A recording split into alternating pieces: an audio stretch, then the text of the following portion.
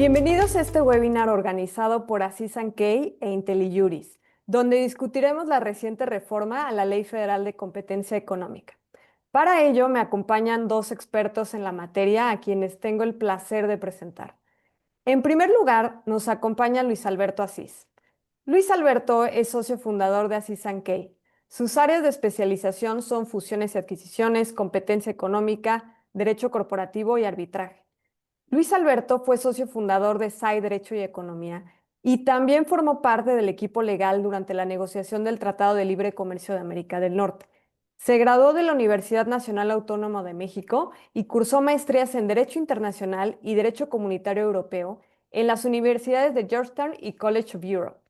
En su labor pro bono durante los últimos 25 años, ha sido presidente de la Fundación Juconi, ha recibido la medalla a la trayectoria por parte de la Fundación Appleseed y también el Premio Nacional de Acción Voluntaria y Solidaria de parte del Gobierno de México. Bienvenido, Luis Alberto. Me da mucho gusto presentar a Carlos García Cueva.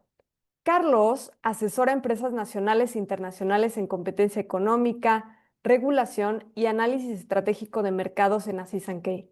Su práctica abarca cumplimiento normativo, investigaciones antimonopolio y litigios en materia de competencia.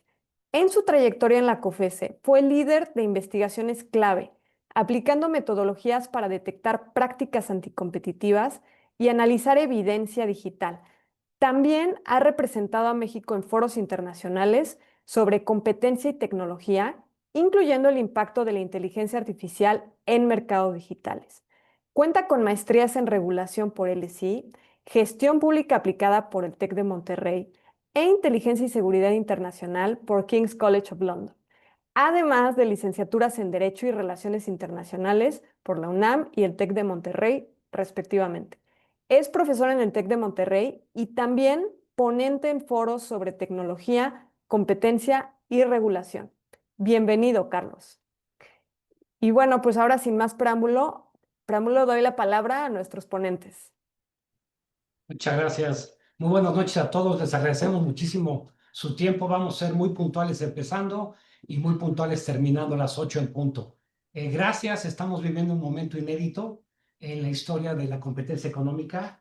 Yo empecé con mi primer tema en competencia económica en 1995 y no recuerdo una etapa en donde hubiera tanta incertidumbre y tantas cosas que están pasando al mismo tiempo en una materia tan importante para el país como la competencia económica. Así que muchas gracias por su tiempo. Adelante, Carlos. ¿Qué tal? Buenas noches, muchas gracias. Pues igual de manera de introducción, comentarles un poquito de cuáles son los antecedentes de la nueva Ley Federal de Competencia Económica o la iniciativa que actualmente vamos a revisar y vamos a discutir. Yo digo, tengo mucho menos tiempo de experiencia que Luis Alberto en la materia, pero también fui hijo de la anterior reforma del 2014 y definitivamente ver una nueva iniciativa de ley después de 10 años es un ejercicio interesante que por eso queremos profundizar en esta noche en ese tema. Un poquito de antecedentes, sabemos que desde el año pasado está la idea de cambiar por completo el sistema de competencia económica en México. Esto se empieza a materializar desde diciembre del año pasado, en el cual se publicó el decreto de reforma constitucional en la materia, básicamente modificando el artículo 28, entre otros artículos de la Constitución.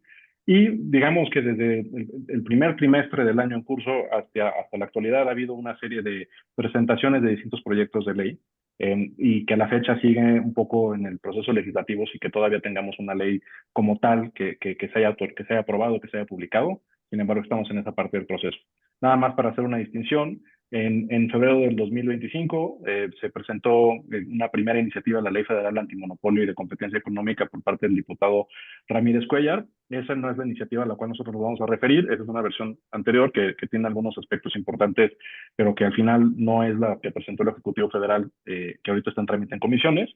Posteriormente, en marzo de este año, circuló en la CONAMER, en la parte de anteproyectos de regulación, una iniciativa de ley por parte del Ejecutivo. Esta estuvo cargada en el sistema durante un día, un poquito de horas, y después se eliminó el sistema y no supimos todavía qué fue lo que pasó hasta abril del 2025, hace un mes prácticamente, en el cual en la noche de un jueves presentó la Presidenta de la República ante el Senado la nueva iniciativa a la Ley Federal de Competencia Económica. ¿En dónde estamos en el proceso legislativo? Como comenté, pues ahorita el Congreso está en su receso, se habla de la posible discusión en un periodo extraordinario durante el mes de junio, que lo ha convocado la Presidenta, pero básicamente estamos todavía en la etapa del proceso legislativo y evidentemente habría que esperar todo el trámite correspondiente para que se aprobara. Sin embargo, nos vamos a referir a este último proyecto de la iniciativa de ley que publicó el Ejecutivo en abril del año en curso. Uno de los temas más relevantes de esta nueva ley y uno de los temas, en mi opinión, más criticables de esta nueva ley es la extensión de que esta ley no se aplica a ciertos sectores estratégicos. Y es preocupante porque en los últimos años el efecto de la autoridad de competencia para regular y para alinear intereses y para, sobre todo, lograr que las grandes monopolios estatales como Pemex o como CFE estuvieran en línea, era esta ley de competencia. Y sin embargo, en este nuevo proyecto nos parece sorprendente que estén buscando que se exenten ciertas materias y ciertas empresas del Estado de la aplicación de la ley en tres cosas que nos preocupan. Uno, extensión en las actividades en áreas estratégicas, o sea, en aquellas funciones exclusivas del Estado que estén en la Constitución, y aquí es exactamente Pemex y aquí es exactamente CFE. Actividades de empresas públicas, o sea, las empresas públicas muchas veces tienen que competir con el sector privado. Ejemplo, Altán Redes tendrá que competir con el sector privado y es una competencia 1-1. Y la preocupación de que esta legislación no le aplique a estas autoridades y a estas empresas públicas es de una envergadura mayúscula, porque eso puede permitir que estas empresas cometan prácticas en el mercado monopólicas y que nadie las pueda sancionar. Y por último, un tema importante, quitan el tema de las opiniones emitidas por la autoridad de competencia. La nueva Comisión Nacional Antimonopolio no puede emitir opiniones sobre políticas, programas o actos de autoridad. Y esto había sido un elemento y un instrumento usado por COFECE de una manera estratégica para mantener de manera correcta a las autoridades para cumplir con sus funciones. No sé si quiere decir un comentario de esta, Carlos. No, solamente complementar la necesidad de una de las funciones de COFECE, sobre todo era cuando había temas de regulación en los cuales no había necesariamente una vía por medio de alguna investigación, otra herramienta para corregir el problema.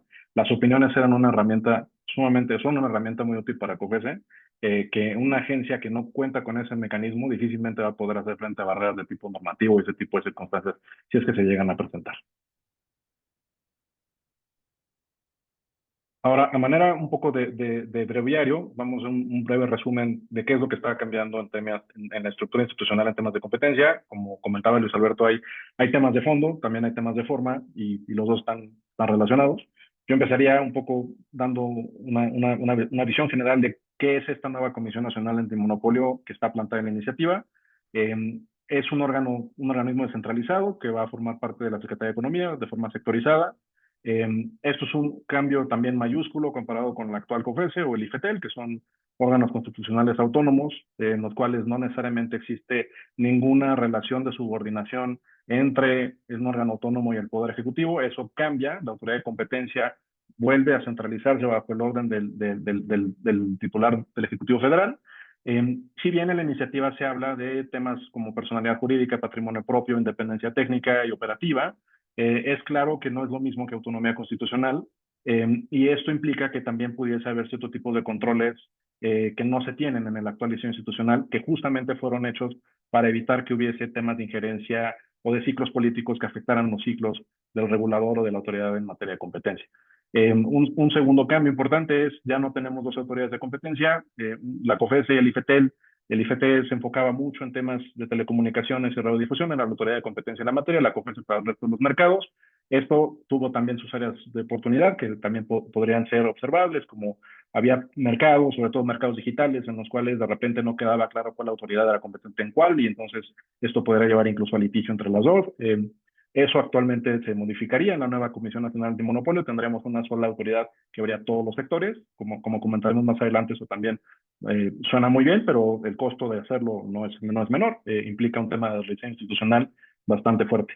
Se mantiene actualmente el inicio de la vigencia de la autoridad un diseño muy similar al de la COFESE, en el sentido incluso de que la COFESE es la base para el desarrollo de la nueva Comisión Nacional de Monopolios, y también se señala en la iniciativa que va a haber esta separación, como existe en el modelo actual, entre la instancia que investiga y la instancia que resuelve y la naturaleza colegiada en pleno.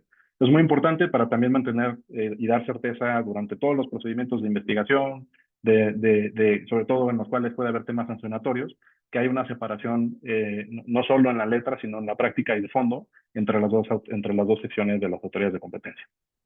Aquí quisiera hacer un comentario. Eh, digamos, la autoridad de COFESE en los últimos años había tenido una autonomía muy importante, que creo que había sido clave para poder hacer todos los temas que las cosas que logró como tal. Podemos tener nuestras diferencias, pues porque en muchos asuntos estamos de los lados, de lados distintos, pero le tenemos un respeto y una admiración profunda a COFES y lo que han hecho. Y este es uno de muchos puntos que nos preocupan de ver cómo viene la nueva Comisión Nacional Antimonopolio.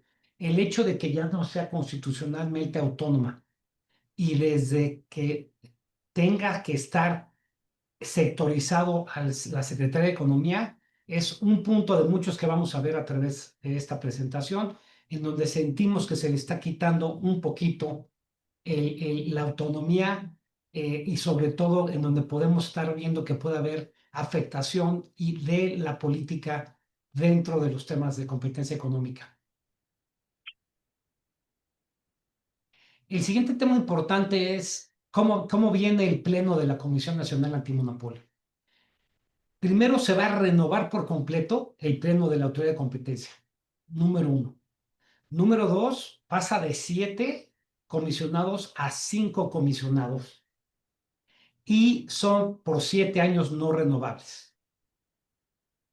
La presidencia de la comisión es por 3 años prorrogables por una sola ocasión. No dice nada la ley si los actuales comisionados pueden repetir o no, lo que significa que algunos o varios de los comisionados actuales podrían repetir y volver a formar parte de esta nueva comisión antimonopolio. Tema otra vez clave desde el punto de vista de la independencia y la cuestión técnica. Se eliminan los comités de evaluación. Si ustedes recuerdan, antes había comités que evaluaban a los candidatos y después esos candidatos se les mandaba al Ejecutivo Federal. Entonces, ahora el Ejecutivo Federal va a tener mucho más discreción en los nombramientos de la nueva comisión. Y eso nos preocupa desde el punto de vista que puedan llegar gentes que no sean tan idóneas desde el punto de vista técnico y que sean más idóneas desde el punto de vista político. Ahora, desde el tema de transición del pleno a la comisión, el pleno actual seguirá en funciones hasta que se integre el nuevo pleno de la Comisión Nacional Antimonopolio. En la iniciativa que tenemos hoy, hablan de fecha límite de 30 de junio. No sabemos, no, se dice y Monreal ha dicho que va a haber un periodo extraordinario y que en ese periodo extraordinario se va a negociar y discutir y votar esta ley.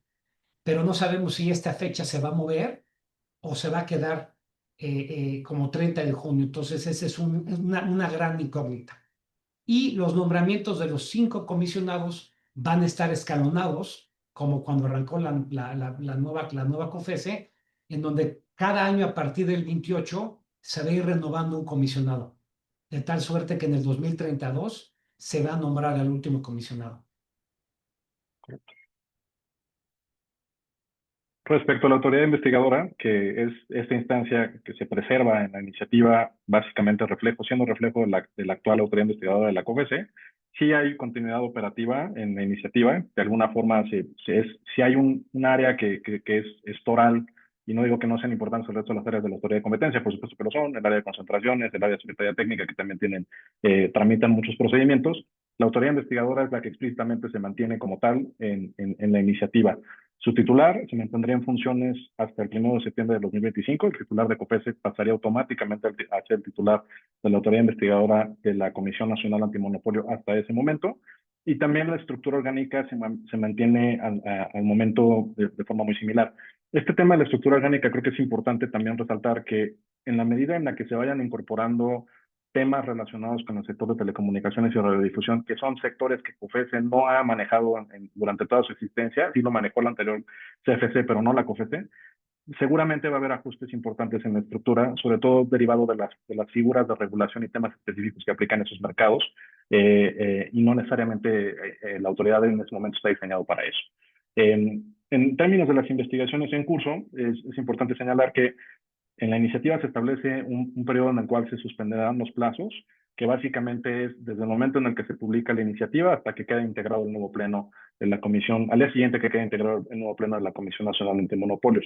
Y esto es importante porque de alguna forma dejan de correr los plazos de las investigaciones. Eso quiere decir que durante ese periodo no debería de haber actuaciones por parte de la autoridad investigadora, no debería de haber ni requerimientos de información ni el uso de otros tipos de herramientas de investigación.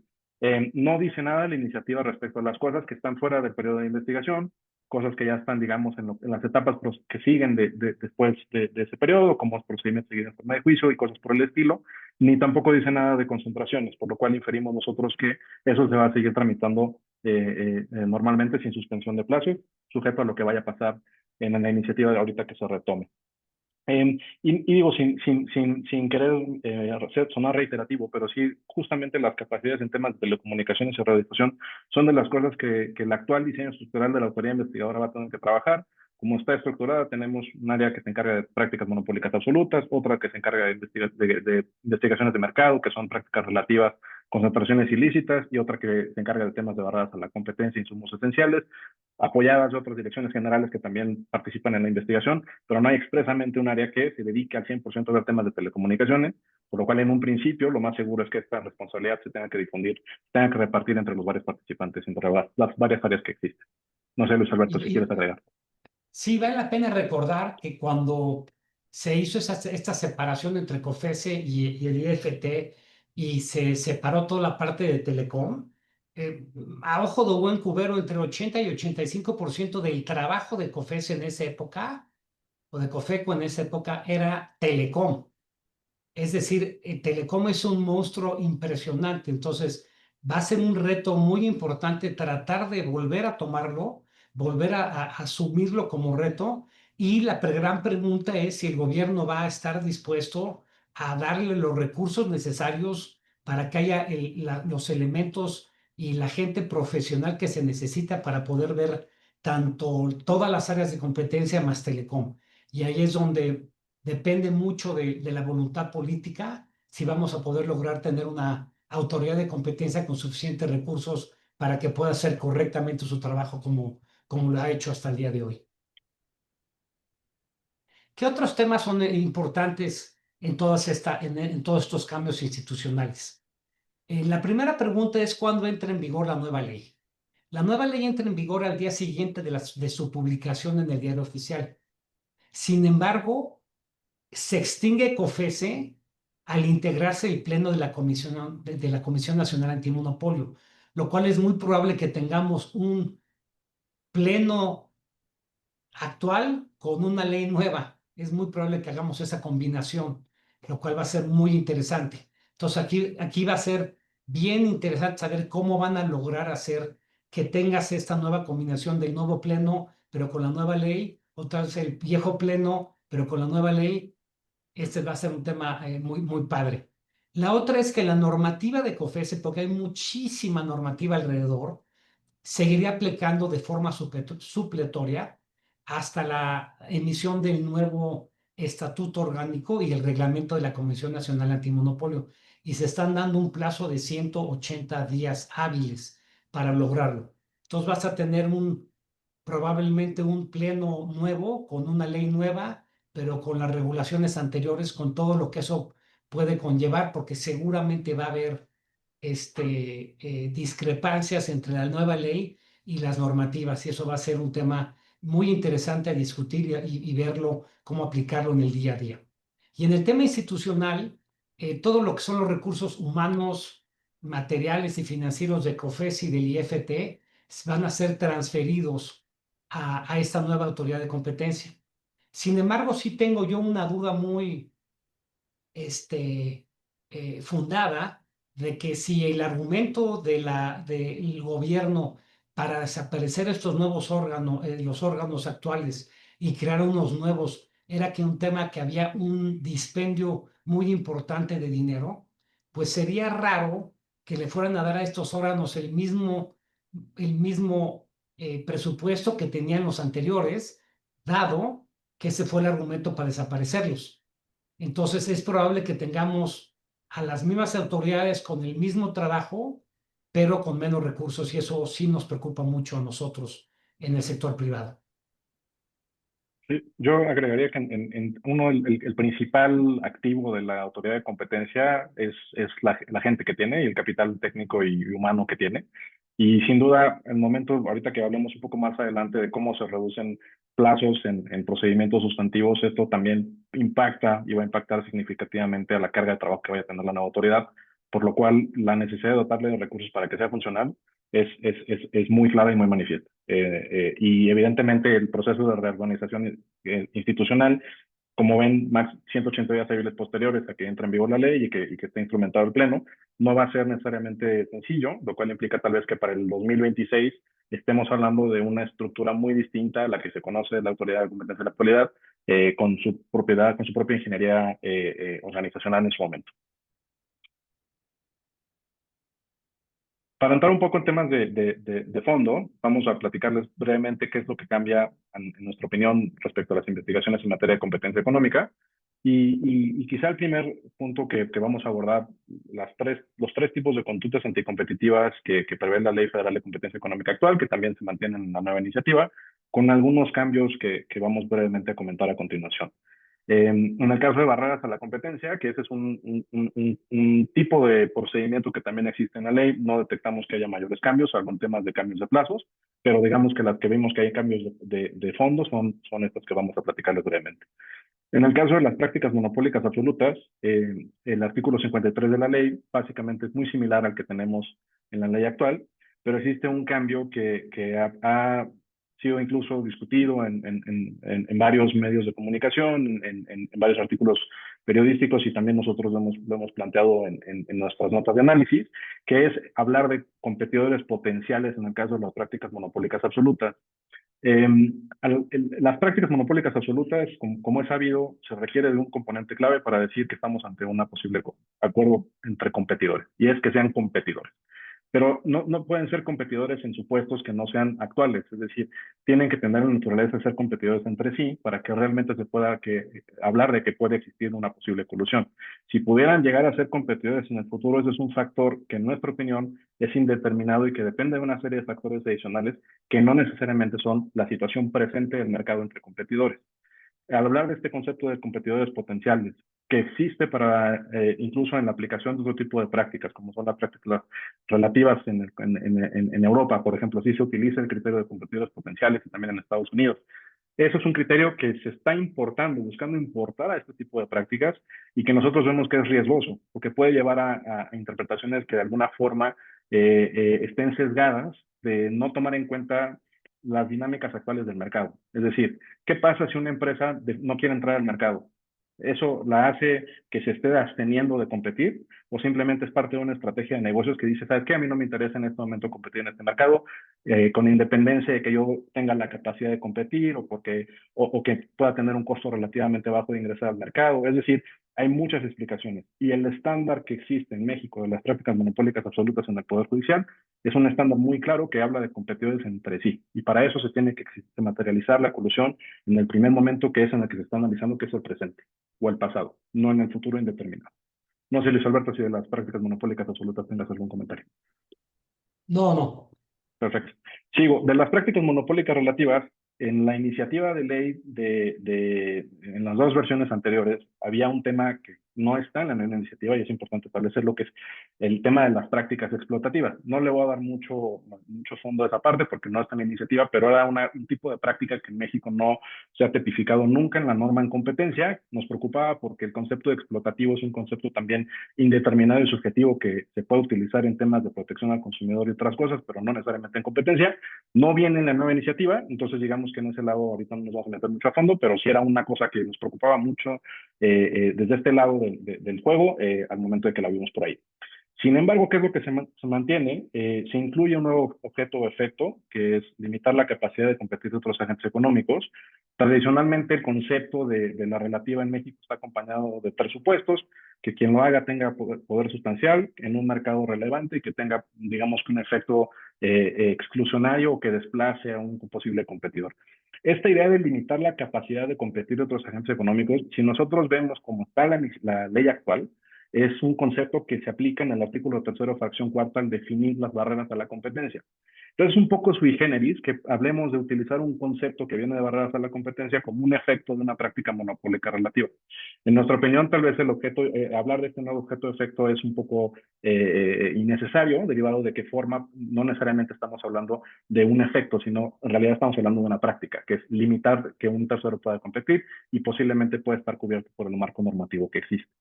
Un elemento favorable de la iniciativa es que vemos cómo se elevan a rango de ley una serie de criterios que actualmente están en disposiciones regulatorias respecto a cómo se deben de definir mercados relevantes, poder sustancial conjunto. Y digo que es importante porque al final adquiere mayor fuerza en el hecho de que esté en la ley y también, digamos, da un poco más de certeza en el sentido de que la nueva autoridad de competencia no va a poder tomar un criterio muy distinto al que se establezca en las disposiciones regulatorias que en su momento emita para aspectos muy particulares. Y finalmente, en el tema de concentraciones ilícitas, ahí hay un cambio importante que es, antes la comisión tenía, digamos, máximo un año desde que se llevó a cabo una operación que no era notificable, por ejemplo, es decir, no rebasaba los umbrales monetarios para tener que solicitar la autorización, pero pudiese llegar a tener efectos anticompetitivos y por lo tanto ser considerada concentración ilícita. Por eso, la autoridad de competencia tenía un año desde que se llevó a cabo la operación para poder iniciar la investigación. Y eso en la práctica no era del todo sencillo. Había veces en las que sí era posible tener esos indicios y poder iniciar esas investigaciones con elementos objetivos de la existencia de una posible concentración ilícita. Entonces, la ampliación del plazo de alguna forma se entiende en la necesidad de brindarle más herramientas a la autoridad investigadora para poder cubrir esas operaciones que a primera vista puede que no sean tan identificables. Y en tema de sucesión de actos, el plazo también corre a partir del último acto. Una diferencia final de este tema es en la iniciativa anterior, que fue la que vimos publicada en CONAMER en marzo, se hablaba de 5 años del periodo para poder investigar una concentración. Ahorita se mantienen 3, que es, digamos, un poco el promedio entre lo que hay ahorita y en ese escenario ideal. Seguimos. Muchísimas gracias. Algunos cambios importantes en la etapa de la investigación. Número 1, como verán también en otras partes de la presentación, hay una reducción en los plazos. Reducen de 4 a 3 ampliaciones posibles, cada una de 120 días hábiles. Esto puede ser bueno para algunos procedimientos y malo para otros, porque si en todos lados, como van a ver en la ley, están recortando los plazos, eso significa que si tienes una combinación de menos presupuesto, menos personal y una reducción de plazos, vuelve más difícil para la autoridad hacer su tarea de manera correcta. Cosas importantes que nos parecen muy relevantes y muy criticables de la nueva ley. Por ejemplo, las multas por obstaculización, y está bastante amplio el tema obstaculización, y pueden multar hasta 22 millones de pesos por persona a las personas que obstaculizan estas visitas. Esto es algo bastante fuerte desde el punto de vista para los agentes económicos y nos preocupa mucho el uso que pudiera hacer la autoridad de esta nueva disposición.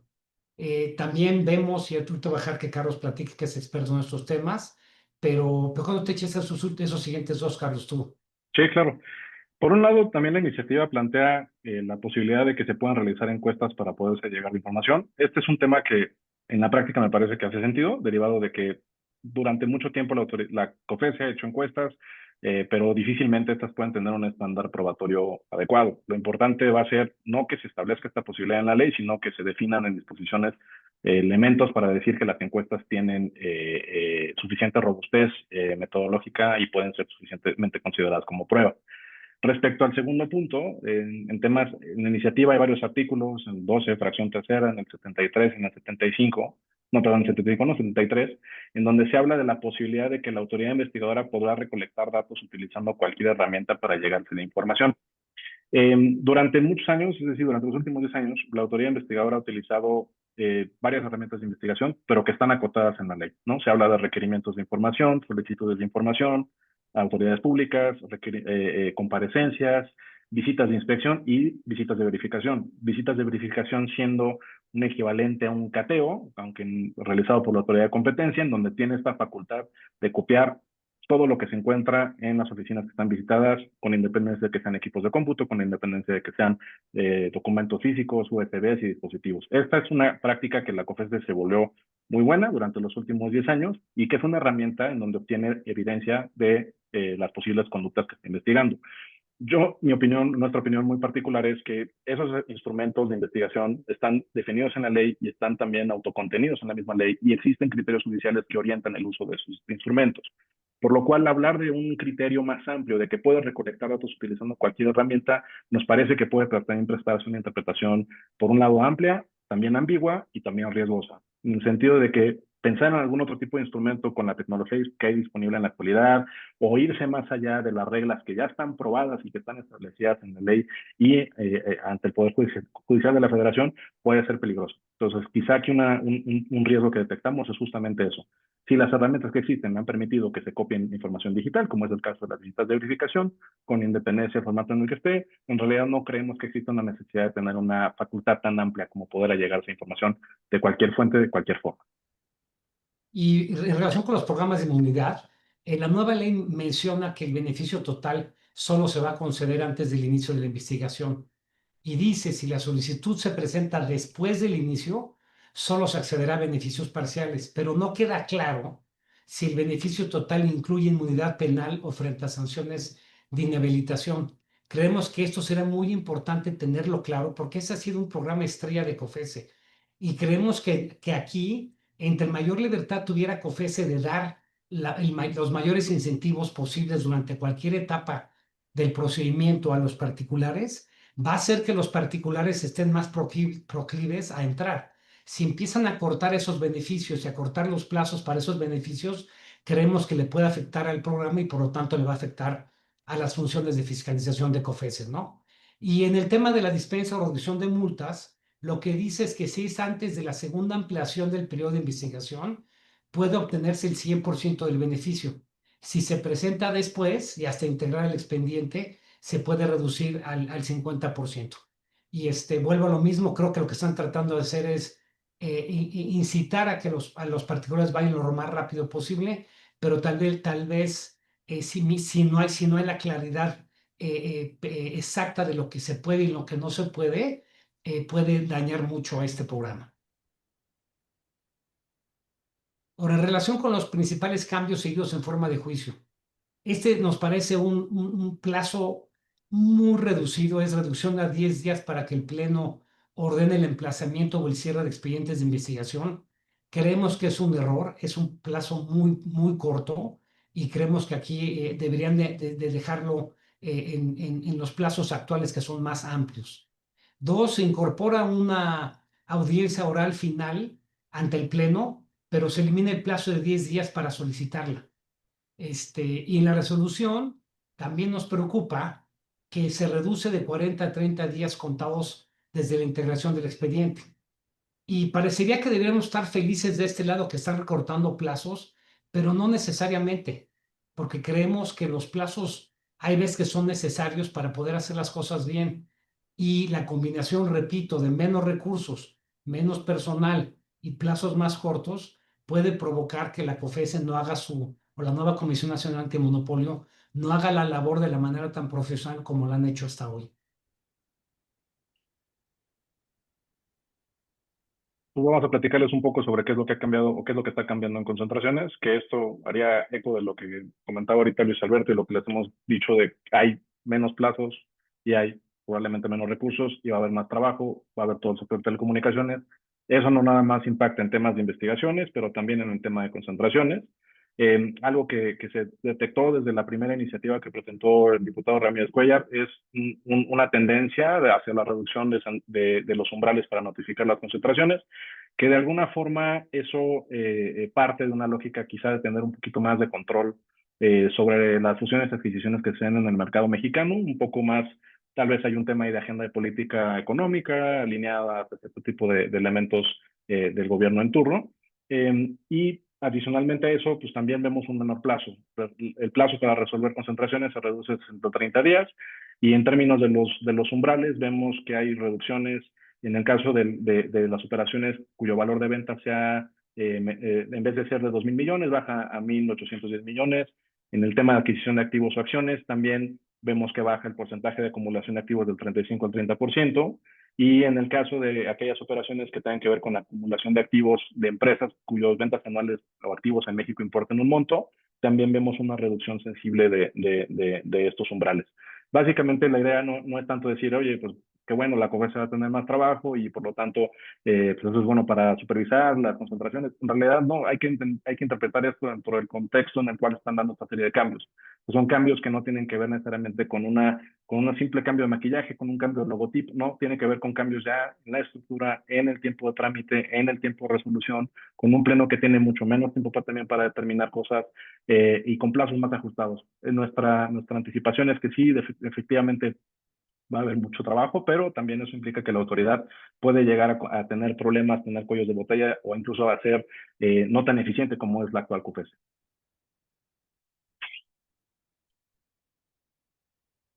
Sobre los riesgos.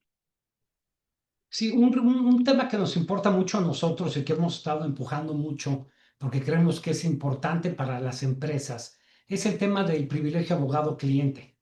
Y lo que estamos viendo aquí es que todo el procedimiento para proteger las comunicaciones abogado-cliente en la nueva ley se parecen mucho y es muy similar a lo que es la ley actual.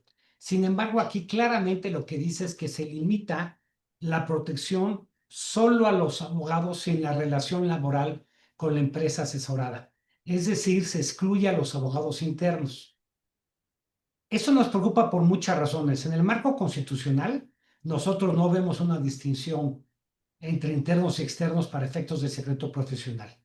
Asimismo, en países como Estados Unidos y Brasil, también se protegen las comunicaciones con abogados internos porque tienen las funciones que se equiparan a la defensa legal. Y excluir, además de que excluir a los abogados internos, en nuestra opinión, carece de fundamento jurídico, para nosotros es una distinción artificial y coloca a las empresas en una desventaja procesal, porque todos los que han sido o abogados externos o son abogados internos entienden que formamos parte del mismo equipo. Y entonces, cuando tú le rindes un informe, por ejemplo, una opinión a un abogado interno, después ese abogado interno después la socializa internamente en la empresa, tiene que recoger y los clientes internos de ese abogado interno, pues es su CFO, es su director de ventas. Entonces, quitarle la protección legal del secreto a los abogados internos puede crear y entorpecer muchísimo la rendición y el trabajo que estos tienen y la importancia que esos tienen dentro de las empresas. Yo solo agregaría ahí que evidentemente la COFESE acertó en su momento al reconocer la existencia del privilegio abogado-cliente y al establecer un procedimiento para justamente manejarlas y excluirlas de la investigación, pero un poco abundando un poco a lo que comentaba Luis Alberto, hay que entender que la protección es sobre la comunicación, no sobre necesariamente las personas. O sea, es la materia de fondo de la comunicación. No existe ninguna distinción en la ley, como ya lo comentó Luis Alberto, respecto a la figura del abogado interno o el externo en ningún lado. Simplemente tiene uno que ser abogado titulado y con eso puedes ejercer la profesión. Entonces, evidentemente, cuando se priva de la protección del abogado a una comunicación entre abogados internos, Eso no quiere decir que haya perdido carácter de ser privilegiada, ¿no? Y ese es un poco el estándar que creemos que es importante que se impulsen las discusiones para poder ampliar la protección sobre el privilegio de la comunicación, no tanto sobre la figura de las personas. Respecto a las multas, medidas de premio y multas y sanciones, algo que también hemos comentado y que también ha circulado en distintos artículos periodísticos y en las notas de análisis que hemos realizado, hay un incremento sensible en las medidas de premio que puede imponer la comisión, si es que existen situaciones que obstaculicen las funciones, ya lo comentaba hace rato Luis Alberto respecto a las visitas, pero también vemos que hay un incremento en medidas de premio que se imponen, por ejemplo, por no contestar preguntas o no asistir a comparecencias. Esto se puede prestar también a riesgos en el sentido de que no queda claro si es no contestar preguntas por el hecho de que no se sabe la respuesta, es también parte del supuesto de que se podría ser sujeto de una medida de premio. Entonces, debe de haber una reflexión respecto a las posibilidades que hay alrededor de este tipo de obstaculizaciones antes de listarlas como una medida concretamente que se puede imponer. Y respecto a las multas y sanciones, quizá es de lo más notorio que se ha discutido sobre la iniciativa. Vemos incrementos bastante fuertes en las conductas. Por ejemplo, en las prácticas monopólicas absolutas, actualmente se puede sancionar hasta con el 10% de los ingresos del último año de los agentes económicos que hayan sido considerados infractores en la resolución. En la nueva iniciativa se habla hasta de hasta un 20% de los ingresos. En el caso de prácticas monopólicas relativas, también hay un incremento de prácticamente del doble, del 8% de ingresos hasta el 15% de ingresos. Y en el caso de concentraciones que se hayan realizado sin una autorización previa de la comisión, también hay un incremento sensible. Antes estaba hasta 565,700 pesos o el 5% de los ingresos, lo que resultara más alto. Ahora está hasta 11 millones de pesos o al 10% de ingresos del agente económico, escogiendo cuál es la opción que resulte más alto. Y aquí un tema importante que quiero hacer hincapié es que estás hablando 20% de los ingresos. Los ingresos no tienen nada que ver con la utilidad neta. Entonces, para darnos un ejemplo, si tienes una empresa cuya utilidad neta es 5%, significa que si vendió 100 pesos en el año, su utilidad neta son 5 pesos, ¿sí? Y sin embargo, tú la quieres castigar por el 20% de los ingresos. Vamos a suponer el mismo 100 pesos, la vas a castigar entonces con 20 pesos. Eso significa que la empresa va a tener que pagar todas las utilidades de los últimos 4 años como castigo. Y eso lo que puede provocar que algunas empresas cierren porque nadie podrá, no es necesariamente nadie tiene 4 años de ganancias en su caja para poder pagar estas multas. Entonces creemos que son importantes las multas y sí para disuadir, pero creemos que esto nos parece que son exageradas y nos parece que pueden provocar abusos de la autoridad, ¿no? Porque son demasiado altas en nuestra opinión. Ese tema, por ejemplo, de coadyuvancia en prácticas anticompetitivas, estás hablando que están subiendo más de 50 y tantos % por persona. Entonces, cada persona que esté coadyuvando en la práctica de una empresa puede estar hasta 33 millones de pesos. Inhabilitación por PMAs en compras públicas hoy no existe y ahora están pensando de 6 meses a 5 años. Y eso también se vuelve un tema muy relevante porque, si ustedes recuerdan, en la Constitución solamente hay 2 temas que te permiten que no sean aplicados sino hasta que haya una resolución final, que son las multas y las desincorporaciones.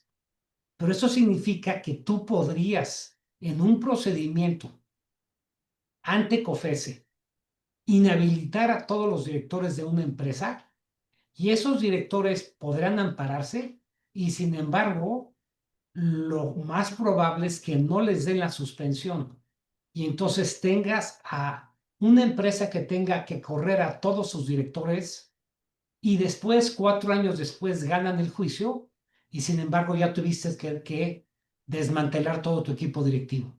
Entonces, si esto lo van a hacer y lo van a subir y van a inhabilitar, deberían de permitir también que esa inhabilitación sea impugnada y haya una suspensión hasta en tanto no haya una resolución final.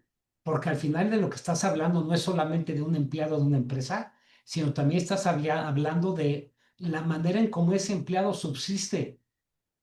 Hay una afectación personal muy profunda. Y otro tema que nos llamó la atención es este tema de que si por alguna razón no hay ingresos declarados o disponibles, hoy no dice nada la ley, y aquí te están diciendo que puedes, si no declaraste, puedes tener hasta 339 millones de pesos por la persona por las prácticas monopólicas absolutas y hasta 226 millones por prácticas monopólicas relativas o concentraciones ilícitas. No es, no son cantidades menores. Estás hablando al tipo de cambio de hoy de más de 11 millones de dólares por cada una de las personas. Y en el caso de las PMRs y las concentraciones ilícitas, ese monto es por ejercicio fiscal en el que supuestamente se incurrió en la práctica. Entonces, evidentemente, el riesgo aumenta mucho más. Sí, aquí, correcto. Y un poco a manera de discusión de un tema final para abrir el espacio para cualquier discusión de fondo y preguntas que puedan llegar a tener, hay un riesgo que también nos llama mucho la atención, que es el tema de los efectos de las resoluciones y la reincidencia. En el modelo actual, como funciona es que una empresa no es sancionada, es decir, la multa no se va a hacer efectiva, no se va a ejecutar hasta que no hayan transcurrido todas las etapas procesales posibles, incluyendo el amparo, incluyendo pues el hecho de que quede firme en el Poder Judicial de la Federación. En la nueva iniciativa esto se cambia y esto es sin duda un riesgo por varias razones. Básicamente se podría, por ejemplo, considerar a un agente económico o a una empresa como reincidente a partir del momento en el cual se inició la investigación durante los últimos 10 años, o bien si la resolución solamente no ha quedado firme en el Poder Judicial, sino solamente en ciudad administrativa. En la lógica de la reincidencia se habla de que la reincidencia existe por cualquier tipo de infracción a la Ley Federal de Competencia Económica, es decir, si alguien cometió una infracción por una práctica monopólica relativa, por ejemplo, había algún esquema de descuentos que la comisión determinó que era anticompetitivo y en su momento no tenía el mismo objeto que otro tipo de conducta, el hecho de que se incurra en otra conducta, la que sea que esté tipificada en la ley, lo hace ya reincidente. Y esto, sin duda, genera riesgos a la seguridad jurídica porque nunca se ha tenido que perder de vista que lo que pasa dentro de la autoridad de competencia no deja de ser un procedimiento administrativo y el cual debe estar sujeto a revisión judicial. Y si no ha habido como tal una resolución que quede firme en el Poder Judicial, nosotros creemos que es incluso inconstitucional y evidentemente afecta una serie de derechos de los gobernados de ya considerarse reincidente sin que exista esa resolución. Y como segundo elemento, brevemente, en el tema de acciones colectivas y de acciones civiles en general, en el modelo actual también se habla de la necesidad de que exista una resolución por parte del Pleno para presentarlas. La COFESE, de hecho, durante los últimos 2 años ha sido muy activa en promover y en presentar algunos intentos del ejercicio de acciones colectivas. Lo cual en el caso de que sea el caso de que exista un daño a las personas consumidoras, pues hace todo el sentido del mundo que reclamen sus derechos. Pero en este caso también se le baja el estándar al decir de que se pueden iniciar este tipo de acciones si no necesariamente sin tener una sentencia firme en el Poder Judicial.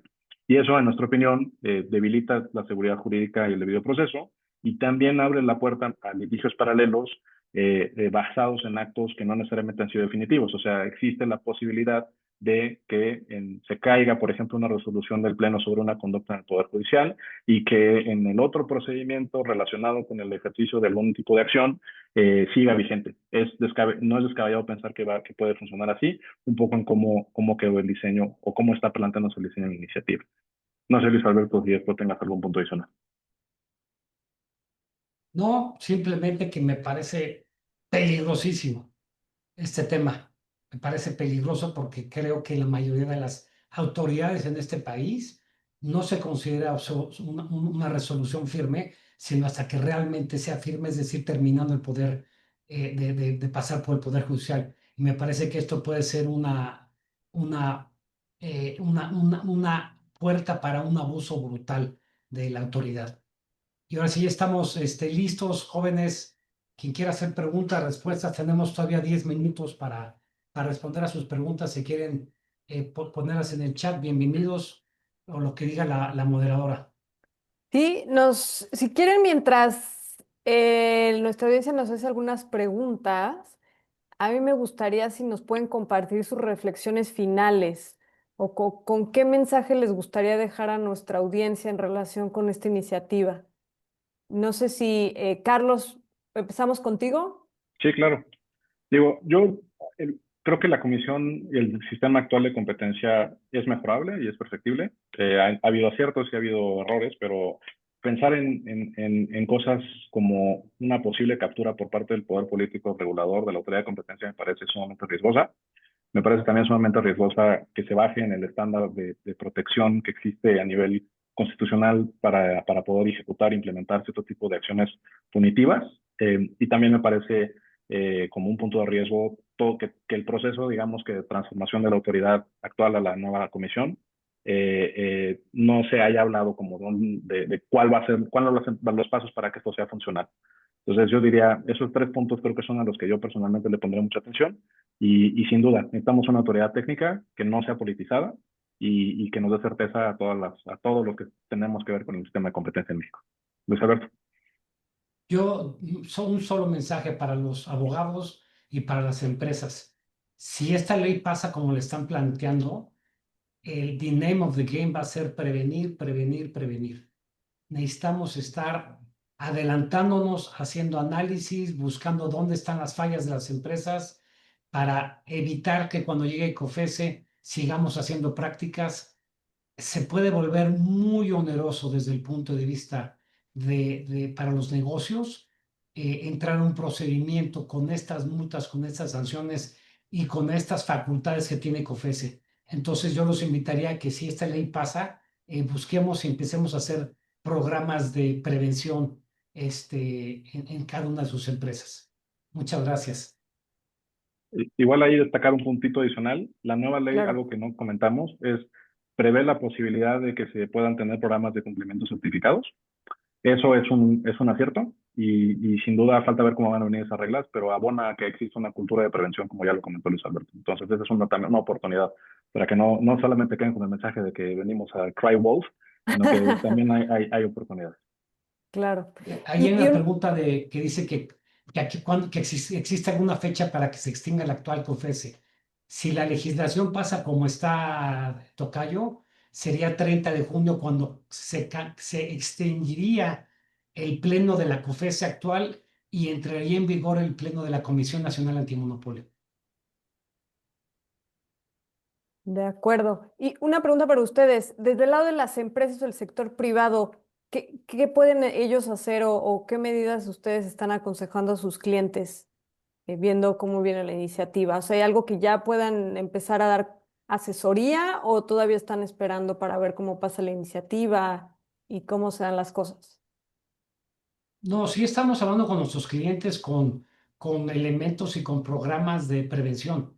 O sea, nosotros creemos que es el momento de hacer un check-up, como si fueras al check-up médico para ver qué te duele y para saber qué estás haciendo mal y adelantarte a COFECE, cortar las prácticas, entenderlas. O sea, yo creo que es un momento de introspección de las empresas a tomarse muy en serio el tema y hacerse análisis, autoanálisis o análisis con algunos expertos en donde te lleven de la mano y te demuestren, donde te puedan decir dónde hay puntos rojos o verdes o amarillos en tu empresa que pueda provocar que haya alguna práctica y tratar de evitar los esos. Entonces, prevención, prevención, definitivamente. De acuerdo. E internacionalmente, ¿cómo tienen alguna sensibilidad de cómo fue recibida esta iniciativa? Sé que tienen contacto con abogados en otras jurisdicciones. ¿Cuál es la percepción? ¿Hay preocupación o es más bien un interés en entender qué es lo que está pasando? ¿Cómo leen esa percepción? Yo te diría Siempre. dos comentarios.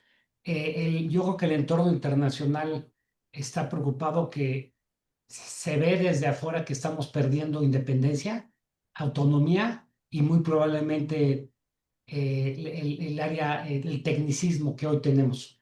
Eso es lo que preocupa hacia afuera y a las empresas internacionales les preocupa mucho dos cosas. El aumento tan brutal de las multas en muchos sentidos Y dos, creen que se está abriendo espacios para que la autoridad tenga demasiada manga ancha para aplicar la ley. Y Carlos. Sí, yo igual complementaría que durante toda la vida de COFESE se ha posicionado muy bien en el plano internacional.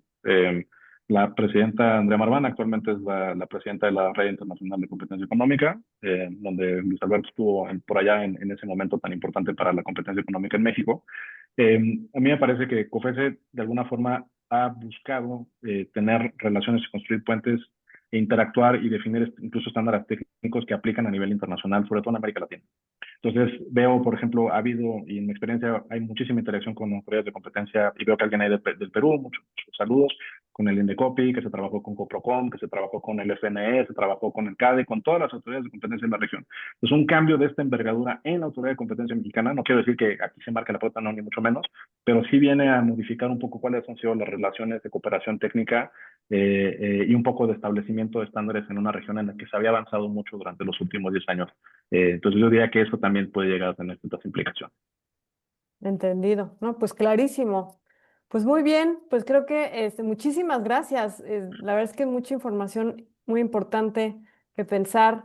Gracias a nuestros ponentes. Muchas gracias también a nuestra audiencia por acompañarnos.